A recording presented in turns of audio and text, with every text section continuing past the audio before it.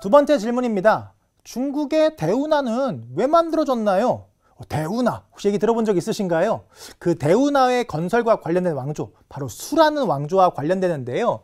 그 수나라가 어떻게 등장했느냐? 앞서 봤었던 위진남북조 시대 있었죠. 그 위진남북조 시대를 통일한 나라가 수나라입니다. 수나라는 위진남북조 시대를 통일했다는 거 기억해 주시고요. 선비족 계통의 양견이 통일했어요. 이 사람을 수문제라고 부릅니다. 이 문제는요, 균전제, 부병제, 과거제 등을 실시했었는데요. 균전제는 기억나시죠? 아까 북위 때부터 시작했던 모습들이요. 당나라 할 때 좀 더 자세히 설명드릴 건데, 이 균전제라고 하는 것은 토지를 지급해서 농사를 지을 수 있도록 하는 겁니다. 다음 부병제라고 하는 것은요, 이제 농민들을 병사로 모집을 하는 거예요. 부르는 것과 관련되는 것들인 거고요. 여기서 여러분이 주목해서 볼 게 있어요. 뭐가 있냐면요, 중국의 문화가 동아시아 다른 나라들에 정말 많은 영향을 끼칩니다. 그 중에서 정말 크게 영향을 끼친 게 바로 이 과거제라는 겁니다. 과거를 본다라는 말 많이 들어보셨죠? 선생님 많이 들어봤어. 고려에서도 과거제, 조선에서도 과거제. 근데 이 과거제는요, 우리나라에서 처음 시작한 게 아니라 수나라 문제 때 처음 실시가 돼요. 아까 방금 봤었죠? 위진남북조 시대 때는 어떻게 관리를 선발했다고요?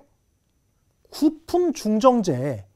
지방에 있는 중정관이 그 지방의 사람들을 평가한 다음에 추천하는 거잖아요.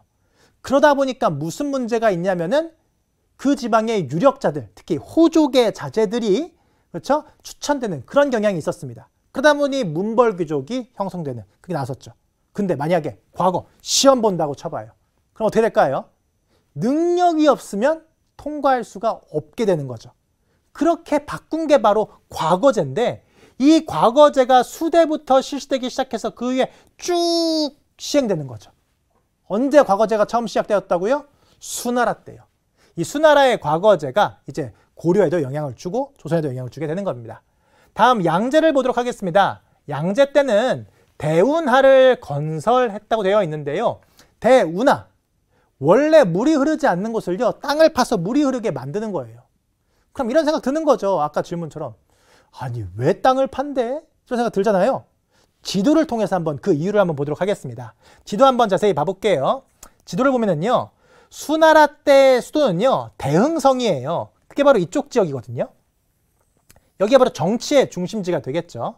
다음 혹시 수나라면 기억하는지 모르겠지만 고구려 원정을 떠났었던 바로 그 나라죠. 그러면 고구려를 공격하기 위해서는 넘어가는 길목이 중요할 텐데 그 군사적 중심지가 탁군이에요. 지금의 베이징 지역을 이야기하는 겁니다. 그렇죠? 그럼 정치적 중심지고 군사적 중심지예요.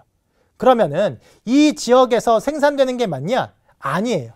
중국에서 경제 중심지는 어디냐면 강남 지역이거든요. 그러면 이 강남 지역에 있는 여러 물자들을 북쪽으로 가지고 와야 되는 거예요. 그런데 중국의 큰 강이 3개가 있습니다. 어떤 게 있냐면 위에 있는 황허강이 있고요. 남쪽에는 창장강이 있어요. 중간에 화이왕도 있습니다. 그런데 다 동서로 흘러요. 그러면 이 강을 따라서 동쪽에서 서쪽으로 옮기는 거, 서쪽에서 동쪽으로 옮기는 거, 요거는 쉬워요. 근데 문제는 남쪽에 있는 걸 북쪽으로 옮기는 건 이게 안 되는 거죠. 그래서 운하를 만드는 거죠. 남쪽과 북쪽을 연결하는. 그래서 창장강부터 시작해서 어디까지? 화이어까지 이어지는 걸 만드는 거고요. 화이어에서요, 황허강까지 이어지는 걸 만드는 겁니다. 그렇게 남북을 연결하는 걸 만들면, 그다음 위에도 또 만들죠. 이렇게 탁군까지요. 만들면 이 길을 따라서 경제 중심지에서 생산된 여러 물건들, 군사 중심지에 필요한 것, 정치 중심지에 필요한 것을 나르기가 훨씬 더 수월해지겠죠. 그게 바로 대군하를 만든 목적인 겁니다. 즉 무엇이냐? 화북과 강남의 경제를 합치려는 거죠. 경제가 발달한 지역이 있고 정치가 발달한 지역이 있고 군사 중심지가 있으니까요. 그런데 문제는 이 대운하를 건설하는데 쉬울까요? 어려워요. 수백만 명의 사람이 동원됩니다. 그러면은요, 많은 사람들이 또 죽어나가겠네요. 또 하나 있었죠. 아까 봤듯이 군사적 중심지인 베이징. 왜 한다고요? 고구려 원정을 떠난다고요. 혹시 기억나는지 모르겠지만 고구려 원정 중에서도요, 수양제가 떠날 때는요, 기록상 100만 명이 넘는 군대가 간다고 되어 있어요. 그러면 싸우는 사람이 100만 명이 넘는다는 것은요, 그 뒤에 따라붙는 사람은 더 많아요. 그럼 합쳐봐요. 거의 7, 800만 명인 거 아니에요? 지금 우리나라 인구를 한번 생각해 보세요. 그 중에 성인 남성만 7, 800만 명이라고 쳐봐요. 정말 어마어마한 사람들 아닙니까? 그런 사람들이 전쟁에 동원되고 다음에 이런 무리한 토목공사에 동원되는 거죠. 사람들의 불만이 쌓일 수밖에 없죠. 그런 것들이 모이고 모여서 수나라에 대한 불만으로 폭발하는 겁니다. 다음 보도록 하겠습니다. 그래서 대규모 토목공사로 백성의 불만이 고조됩니다. 수백만 명이 동원됐다니까요. 그리고 단순히 만든 데만 동원된 게 아니라요. 그 다음에 황제가 다 만들었어? 그럼 구경해야지. 황제가 거대한 배를 타고서는 거길 다니는 거예요.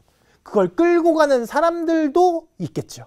당시에는 뭐 동력이 있는 게 아니니까요.